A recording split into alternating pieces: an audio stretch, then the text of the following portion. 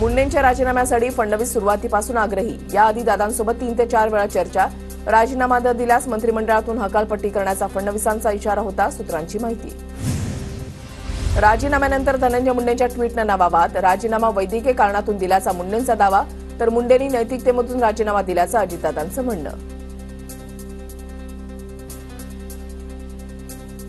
राजीनाम्यामागे नैतिकता की आजारपण, यावरून आता आरोप प्रत्यारोप सुरू झालेले आहेत। आजारपणातून आपण राजीनामा दिल्याचं धनंजय मुंडे यांनी ट्विट करून सांगितलं, तर अजित पवारांनी जी प्रतिक्रिया दिली त्याच्यामध्ये त्यांनी असं म्हटलेलं आहे की मुंडेंनी नैतिकतेमधून राजीनामा दिला।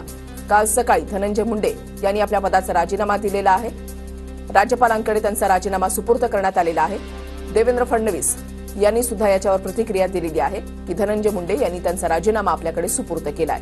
मात्र राजीनाम्यामागे नैतिकता की आजारपण, यावरून आता आरोप प्रत्यारोप सुरू झालेले आहेत। चर्चा ज्या आहेत त्या सुरू झालेल्या आहेत। नैतिकतेमधून धनंजय मुंडे यांनी राजीनामा दिल्याचं अजित पवारांनी म्हटलंय।